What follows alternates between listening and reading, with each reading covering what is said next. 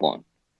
All right, everybody. Welcome back to another episode of the Backfield podcast, featuring myself, Alex, or Philly Eagles only. I've got my buddy Eagles Edits or Nick on the other line here, and we're going to be going over last night's game, the disaster that was. And the Eagles lose 41-21 in Dallas on Monday Night Football. How are we feeling, Nick? Not very good.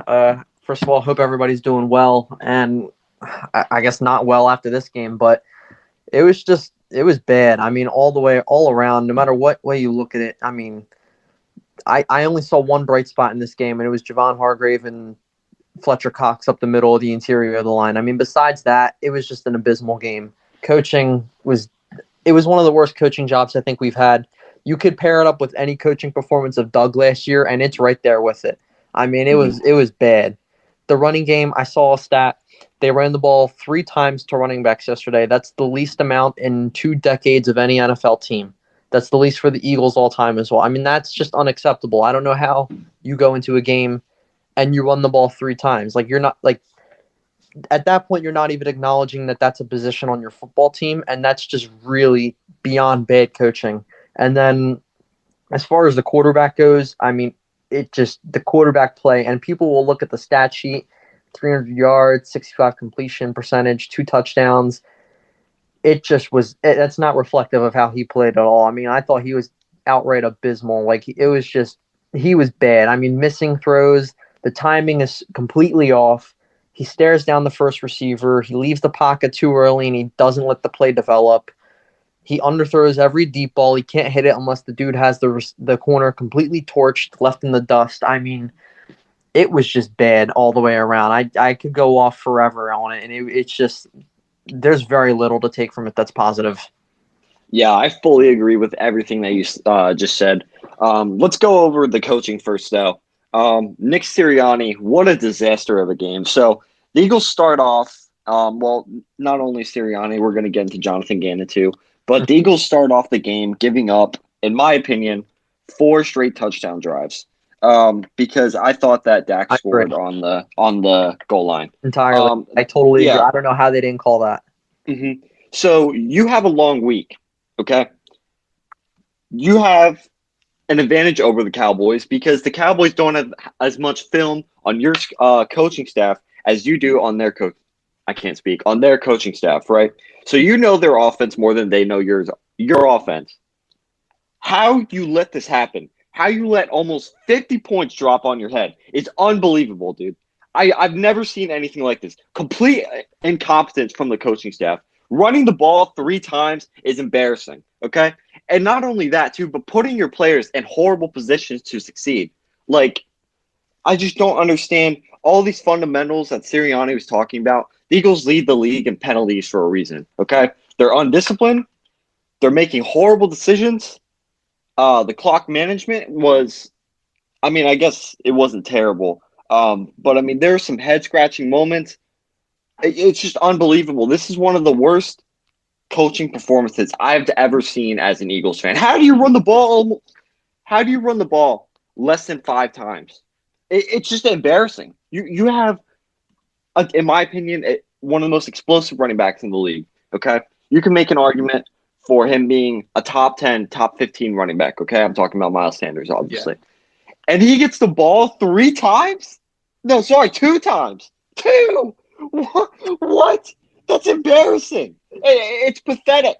I've never seen anything like this. This is one of the worst coaching performances I've ever seen in Eagles history.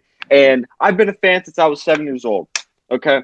This is probably the worst coaching performance I've ever seen in NFL, or not NFL history, in Eagles history. It's embarrassing, and I just can't believe what I watched. The game plan, the fundamentals, the penalties, it's just mind-boggling how a coaching staff can be so incompetent. And that's all I have to say about the coaching staff for right now. I'm going to let you go on a rant. I wish I could match your energy, but this front office, this team has my passion so drained for this team. I won't be able to match that energy, but I entirely agree with what you said. I mean, you could blame it, and people will. It's a rookie head coach. It's a rookie D coordinator. I mean, you can say all that, But dude, you run the ball more than twice in a game with your starting running back. I mean, Absolutely. he was not hurt. Even if he's hurt, you got 3 backups on the roster or whatever. Give it to them. Like I just don't know how you go into a football game and run the ball 3 total times with your running back. I mean, I run the ball more on Madden than he did yesterday. It's just it does not make any sense. I don't know how you go into a game and you do that, and then you leave the game, and I can't imagine he thinks that's okay. But I mean, it was just that it's just abysmal what he did. I mean, not like I think the one time, and I know that was always a problem with Doug in his tenure here was we're not running the ball enough except for 2017. I remember 2017 week 2 against the Chiefs. I believe LeGarrette Blount got 1 or 2 carries in that game, and they ran it with other people, but Blount got like 1 or 2 carries, and Doug got drilled for it that week. And the next week he came out against the Chargers. I believe it was the Chargers, and we ran it down their throats. And I hope that's it was the Giants that week. But go on. Yeah, that was week 3 field goal. But yeah, I remember we went with the Chargers, the Giants, and we were running the ball well after that Chiefs game. But I hope that's something Sirianni can correct is let's run that football. You got a talented running back. He's the best running back we've had since McCoy. You got to put the ball in his hands, especially when your quarterback is struggling. Like, clearly he's not on his game throwing the ball. You got to give it to the running back. And then as far as the D coordinator goes, I mean, I'll get to Gannon on this one. I mean, I don't know if it was a missed assignment on Wallace's part or if Steven Nelson is just horrible. But that wide open touchdown to, I believe it was Dalton Schultz, you just cannot let that happen right over the middle and between the seams. You just cannot let that play get wide open. I mean, that defense was carried by Hargrave and Cox putting interior pressure on the line. If they didn't have them two, this should have been a 40-point football game all the way around. It should have been with the Dak touchdown that got called back and the Cox fluke touchdown. Like, it should have been at least a 40-point football game, and it wasn't because they got lucky by the refs and fluke plays. I mean, they're really fortunate it wasn't any worse than it was. Yeah, I totally agree with everything you just said. Going back on the running back situation and not running the ball nearly enough, I was listening to Sports Talk with Broads, one of the best Philadelphia sports podcasters, not just Eagles, but for other Philadelphia sports as well. And he made a great point talking about how when Sirianni had his press conference, he was talking about how the Eagles need to, or that their game plan was that, we need to match up with the Cowboys. That's why we didn't run the ball as much. That's a terrible idea. If you're matching up with the Cowboys, trying to go toe-to-toe with them in a shootout, you're playing right through their strengths. Like, what are you doing? It's embarrassing. Yeah, you run the ball 20 times against a terrible run defense. Every single play. I want at least 5 carries from the running back. At least. It's embarrassing that this coaching staff thought, it's a good idea to go against a top 5 offense with a bottom 27 quarterback or bottom 5 quarter. I don't know why I said 27. Bottom 5 quarterback and have them try and go toe-to-toe with one of the best offenses in the league. It's pathetic. It's one of the worst coaching staff or one of the worst Dude, I'm so pissed off. I can't speak. It's one of the worst coaching staff performances I've ever seen, and I'm not exaggerating when I say that, dude. It's just embarrassing. So, moving on over to the Jalen Hurts situation. Can I say something to that? Yeah, absolutely. Go ahead. What was that Sirianni quote you said again from Broads? It was, we wanted to match up with their defense. Yes, I'm paraphrasing, but it was something along the lines of, we want to go toe-to-toe with the Cowboys and get into a shootout with them. What are you doing, dude? I didn't see that quote. I'll take your word that it was said. If that's true, that's just horrible. That quote. Play into their strengths. Their strength is offense. You want to keep them off the field, and it just so happens your strength on offense is your line. Your line is your biggest strength, probably aside from your D line on your team. Your strength is the trenches. Run the football through their weak D line and keep their offense off the field. I don't understand how you can say we want to match up against them well, and then you play directly into their strengths by throwing the ball with your mediocre at best quarterback, your subpar receiving core as a whole, to their secondary, which has some pretty good young players in there. If that's a real quote, I don't know how he did the exact opposite of what he wanted to do. I don't get that at all. Dude, if we're going to go by that same philosophy of going toe-to-toe next week versus Kansas City, when Patrick Mahomes has a chip on his shoulder and he's coming into South Philadelphia, and we may lose by 50. I'm just keeping it real. I'm not exaggerating that. I'm not being dramatic. I genuinely think we can lose by 50 if this coaching staff replicates what they did last night. It's embarrassing. Yeah, that should be at least a 30-point game. If it's not, I'll be shocked. Yeah.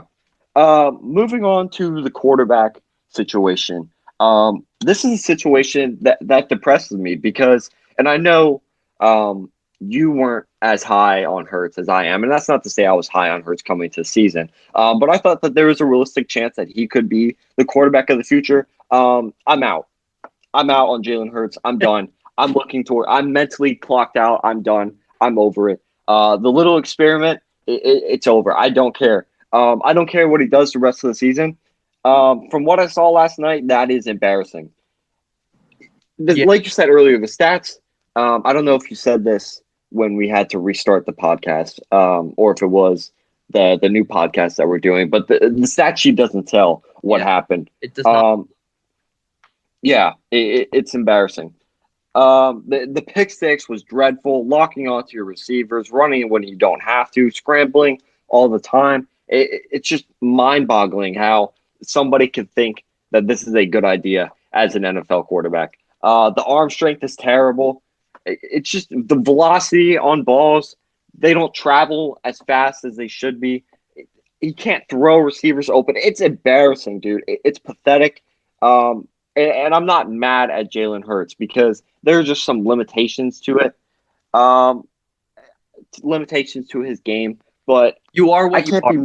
Yeah, he is what he is, right? And I know I'm crushing the dude right now, but he is what he is, okay? The Eagles need to get rid of him this offseason, okay? I know people are going to say, oh, just keep him as a backup. No. Whoever we bring in this offseason, whether it's a quarterback, whether it's Deshaun Watson, whether it's if Russell Wilson happens to request a trade like he did almost did last offseason, and we bring him in, you cannot have another quarterback coexist with Jalen Hurts. You just can't. So Jalen Hurts needs to go this offseason, regardless of how he plays, unless he's ridiculously at the end of the rest of the way. I just want to say one thing to all the Jalen Hurts truthers out there. Oh, it's his only 7th career game. Dude, there's some issues with Jalen Hurts that just aren't fixable, like his arm strength, his velocity. There are natural talent issues with Jalen Hurts. He will never be a Patrick Mahomes level quarterback. He will never be a Josh Allen level quarterback. He will never be a Kyler Murray, Russell Wilson, Lamar Jackson level quarterback because he doesn't have natural arm talent.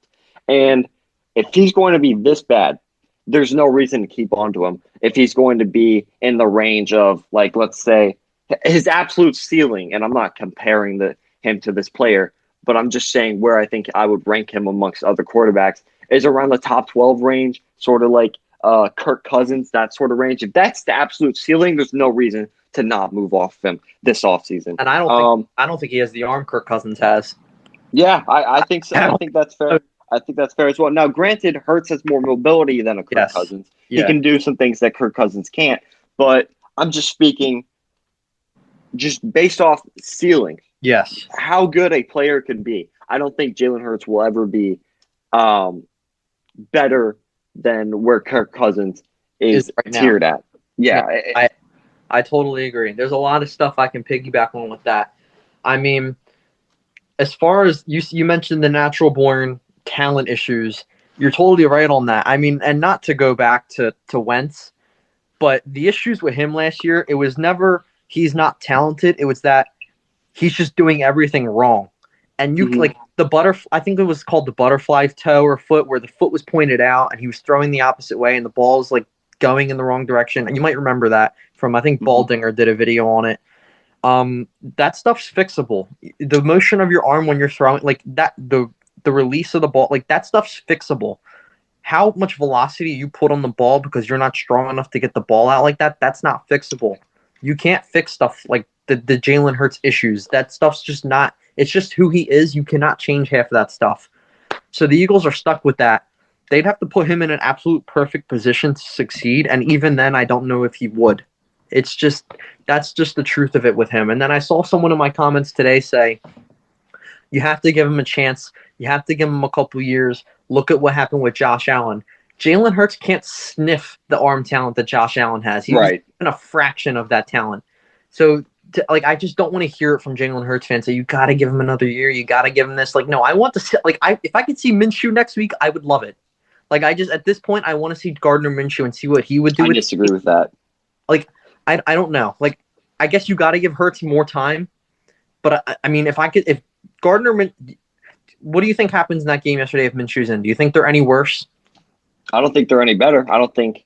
No? You think I don't think they're any better, no. You think if he had a whole offseason, Minshew, to learn the playbook and get the chemistry and all, you think they're not any better? Well, I mean, if we're going to talk about this too, I mean, does Minshew have a lot of arm talent? No, he doesn't. But so then what's the point of putting in Minshew if he doesn't have any of the arm talent that a guy like Patrick Mahomes or Josh Allen has? I don't think he has overwhelming arm talent, but I think it's right there or a little bit better than what Jalen has. And he produced in Jacksonville with meh weapons at best. I think Minshew has some.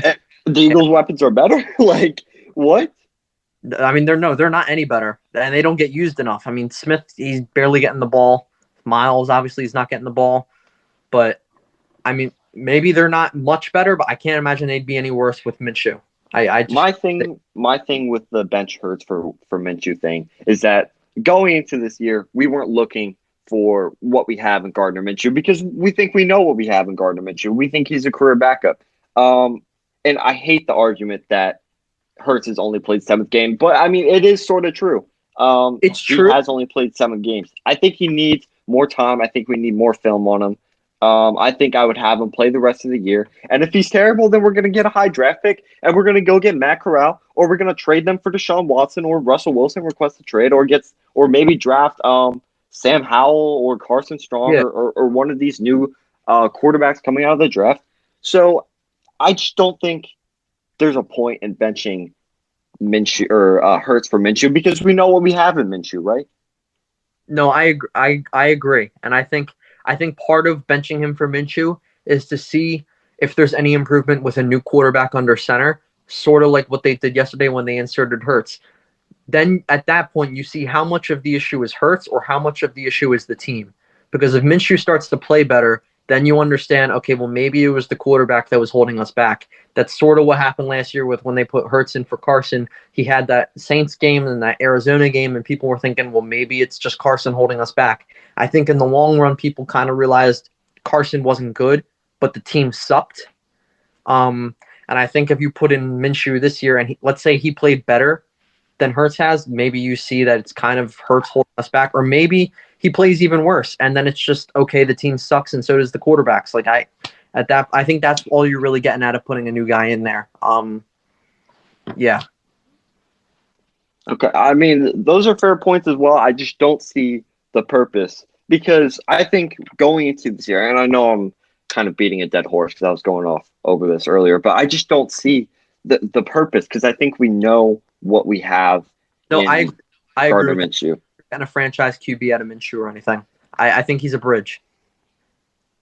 So I mean, well, if you wanna do that, then why not play Flacco? Because the Eagles have Flacco listed over Minshew in the depth chart.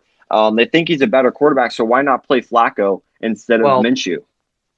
To put context, I mean, I think Flacco's the worst of the three. I don't think he would be good at all. Yeah, right. But I'm just saying, in the Eagles' opinion, they have Flacco over Minshew. Well, you got to realize Flacco already had 2 or 3 preseason games under his belt by the time Minshew even got here.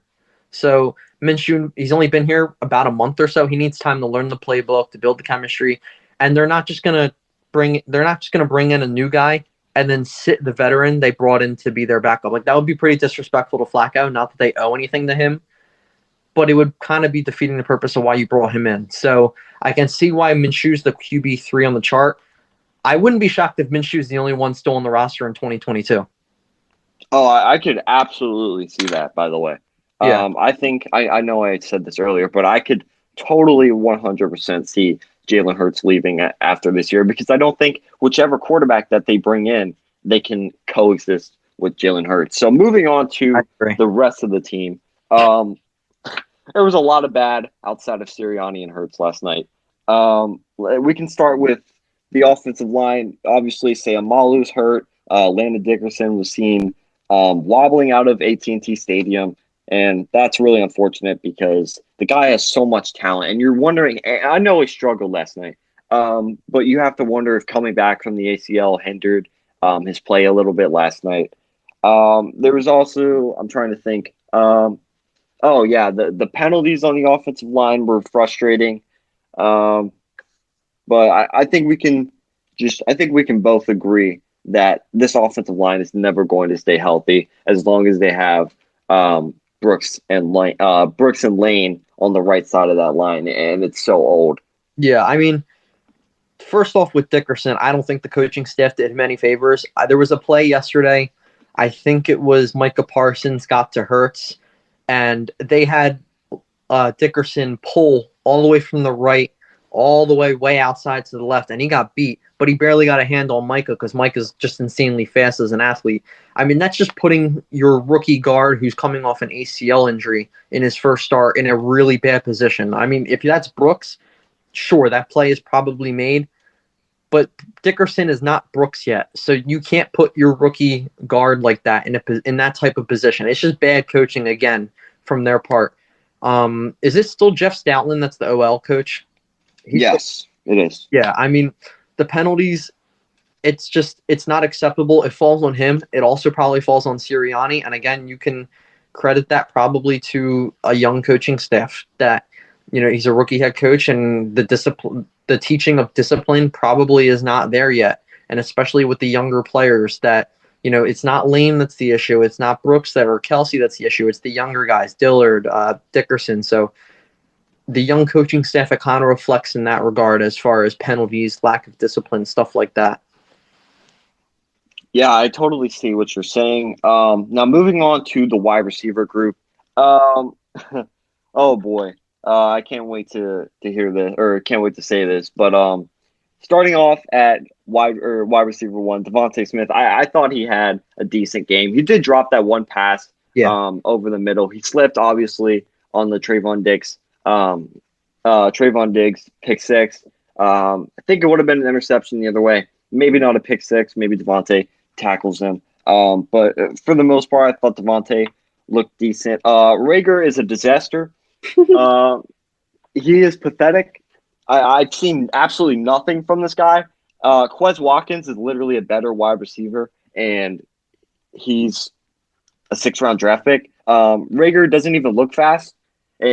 On game field tape, he does not look fast for some reason. He did on that Falcons touchdown, but when he's running routes, he looks super slow, dude. I don't know what it is. I just can't wrap my head around this guy. And there's also him talking in the DMs to some random fantasy football guy saying, "Oh, you fans are effing P words," because the fan was like, "Oh, give me 13 fantasy points," or something stupid, and he was reacting in the DMs all pissed off. It's just embarrassing. The guy's a loser, honestly. It's just he does so much cringe stuff outside of football, like posting on his Instagram all the time, talking about himself and retweeting and thinking at halftime. Yeah, tweeting during the middle of a game. Like what? It's pathetic, dude. I cannot stand this guy. I can't wait for him to get off my team. Quez Watkins, I thought was amazing. Maybe not amazing. That's a little bit of a stretch, but I thought he was really good. Made a very He did have that very solid downfield catch with I believe Trayvon Diggs in coverage, and Trayvon Diggs looks pretty good this year. So that's what I have to say about the receiver core. If you want to go off about that. No, yeah, I mean, I agree. I think Smith wasn't horrible yesterday. I don't think he was particularly good. But I mean, he's in his 3rd game. You can clearly see the talent is there, which you don't see in Rieger. So, I'm more than willing to give Smith time, obviously, to develop as a player, especially if we can get competent quarterback play. I think and competent play calling. I think that helps immensely. So for him, I'm willing to wait it out and just see how he pans out. Obviously, I mean, if you're not willing to wait on Smith, then I don't know, because I mean, the ceiling is immensely high. As far as Rieger, like, it's just the dude needs to go. I mean, like, he's a glorified punt returner at this point. Like, I just don't the game speed isn't there. The quickness to break out of the routes isn't there. He doesn't run them well. The straightaway speed, I don't even see the straightaway speed in him. Like, I just even like returning punts. I mean, every time it's muffled. Like, there's no talent there. Like, I don't even see like raw talent in him that's just not being like taken advantage of. I just see nothing. That's the only way I can put it with Rieger, is I just see nothing. And I there's nothing appealing about him as a player that would make me want to see him on the roster moving forward, or at least next year. Quez obviously is Quez. Super talented guy, fit, blazing speed, made a good catch. Yeah, I mean, and then moving on, I thought the tight ends played a really good game. I thought Ertz was a huge step up this game. He made some plays. He got open. He got the touchdown. I'm not going to say he looked like the Ertz of old, but I think it was a good step in the right direction for him. And then Goddard, I mean, he could have had a huge game if the quarterback could have hit him on multiple throws. So I thought the tight ends were probably the bright spot of the offense. Yeah, I totally agree with what you're saying about the tight ends. And I think Dallas Goedert looks particularly amazing this year. He's definitely improved. He looks like, and I know he's always been underrated because he's been overshadowed by Zach Ertz, but I mean, he looks amazing this year. He definitely looks like one of the top tight ends in the league. Going on about Ertz, he did have that early drop. Granted, it was a little behind him. Yeah. And I think the Eagles were backed up in their own end zone. Pick six.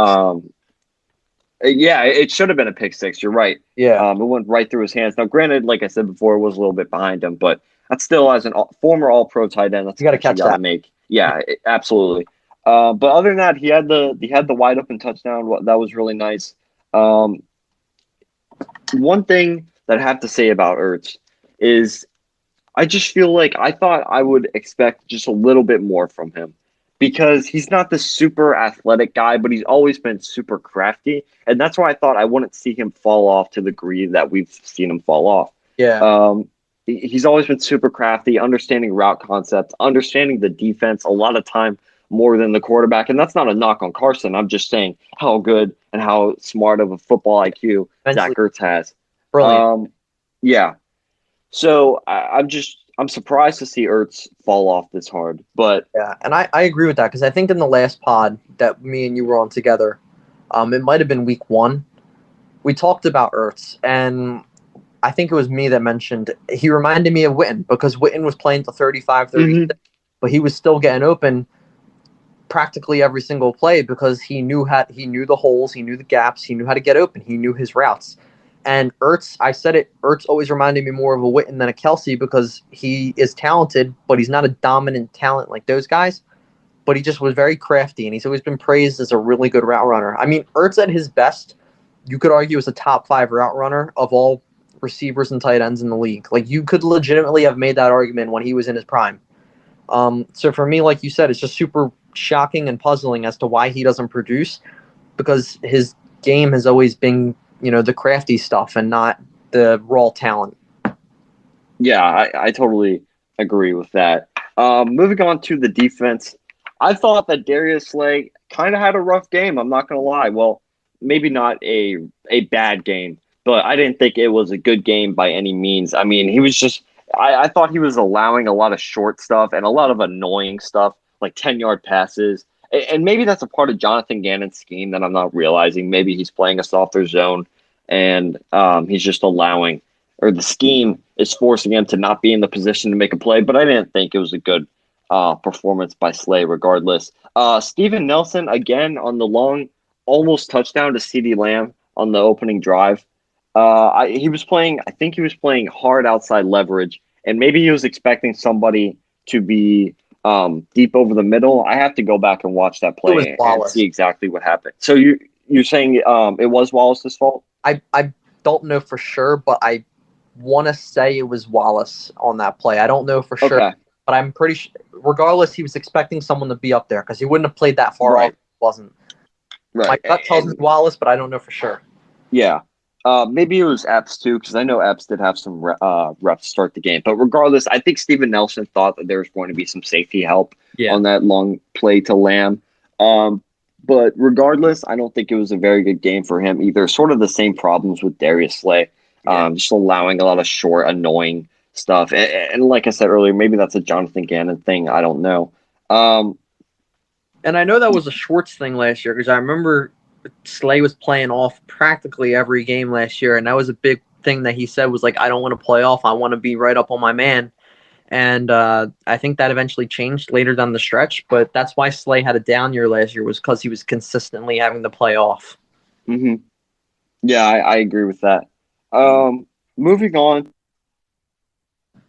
Eric Wilson, I feel like he misses an annoying amount of tackles. Like it's just so frustrating because he's pretty decent in coverage, in my opinion. I feel like if you mixed Alex Singleton's uh, tackling ability with Eric Wilson's coverage ability, I think you have a really solid linebacker, probably a top 15 linebacker, but that's just not the case. Mm-hmm. Um, TJ Edwards, I think he had a sack on a blitz. I thought he was all right. Alex Singleton, same thing. Thought he was all right. Davion Taylor didn't play with the calf injury that he's had seemingly all throughout the Eagles season so far, even through training camp.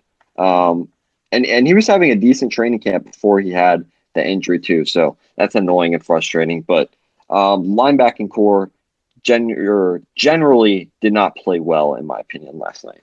No, I agree with that. I mean, none of them stand out. It's just Singleton. He's not that good. Like I just don't think there's. I mean, he's a tackler. Like I think he's more of a stat patter tackler, like Blake Martinez was, than an actual like true starting linebacker. Like I just don't see him being a long term piece.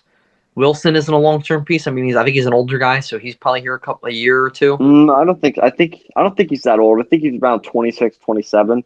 Oh, I yeah. think so. I'll have to check on that. But He's 27, so maybe he is here a while. I thought he was closer to okay. 30.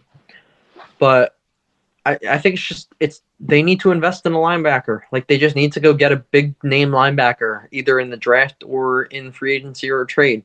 Because for years they've had this elite D line on the first level, but they've never been able to back it up on the second level with elite linebacker play. And they sort of had that 1 year with Bradham and Hicks, but after that they gave up on it. So it's just they need to finally invest in a linebacker because if they had a stud there in the middle, this would be a pretty damn good defense. Yeah, I totally agree with you. And that's a position that they've historically ignored. I don't think they've ever drafted a first-round linebacker, which is shocking because even through the older days of football, I mean, linebacker was one of the most important positions on defense. Now it's probably not as important, but it's still a very important position, or it's still an important position, especially when you're getting gashed, like you said, on the second level of that defense. And I don't know. I feel like the days of when Bradham was here and when Bradham was in his prime were the days where the Eagles' run defense was amazing. If you look at 2019, I think I just remember them against Dalvin Cook against the Vikings, and Dalvin Cook couldn't do anything, and he was coming off an amazing performance. I'm like, wow, this run defense is ridiculous. And then last year, I didn't think the run defense was great at all, and I was like, wow, that maybe Nigel Bradham made a bigger difference than we realized. So. Yeah, that's what I have to say about the linebacking core. Now, going on to the defensive line, the interior pressure was amazing, like absolutely phenomenal. Phenomenal. The issue I have, and this is bound to happen with Brandon Graham missing time, but it's frustrating, these edge rushers, dude, especially Derek Barnett. I cannot stand this guy. He has more penalties than he does sacks, and we drafted him in the first round of 2016 when we could have had Marlon Humphrey, and it's just mind-boggling and beyond frustrating watching this guy play. How do you do this every year? It's dirty plays. It's stupid penalties. It's just frustrating, dude. I cannot stand this guy. I can't wait for him to leave the organization. We should have traded him last year before we picked up his fifth-year option, and it's annoying. It pisses me off. I can't wait for him to leave. Goodbye. I'm done. No, I agree. And now they're on the hook for $10 million this year with him because they picked up that friggin' option. So they're stuck with him. And I remember during the draft process, his biggest, I guess, on his draft report, the biggest thing that people raved about him for was his motor. How he was sideline to sideline. He had great pursuit of the football. And now that's probably his biggest detriment is that this dude just does not turn off the motor when the play's over. It's just it's dirty plays, like you said. It's unnecessary flags. I mean, the dude he has might be the least disciplined player on the football team. Oh, easily, 100%, Yeah, 100%. It's not an issue of maybe. He is. 100%. Yeah. So I mean, that's just he is what he is. Like we said with Hurts earlier, he's not a star defensive end. He's not. I don't even know if he's a full time starter. He's probably a high end rotational piece.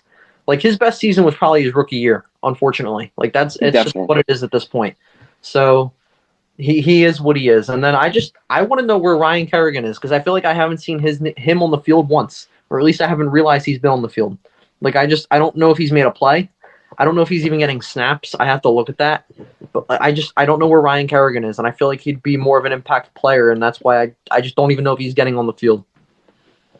What's surprising to me about Kerrigan not getting that many snaps is because of Josh Sweat's knee, the knee problems that he's had. I thought he would always be a rotational piece, but I'm guessing they're letting him out there and letting him play through the injuries. But I was expecting Kerrigan to get a lot more snaps Well, yeah, after the Brandon Graham injury. yeah, especially with the Graham injury, and I don't even know if Mhm. Avery's getting snaps. So what are you running? You're running Milton Williams, Sweat, and Barnett. Like where's Kerrigan? I don't get it.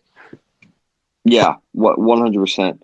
Um, Not a lot much, a lot, or sorry, I can't speak. This team's pissed me off. I can't use my words correctly, but not a lot to go over when it comes to the rest of the game. I think we've gone over pretty much everything, so it's gonna wrap up the this episode of the Birds Backfield podcast. Make sure you follow both me and Nick on Instagram at Philly Eagles Only and at Eagles Edits 215.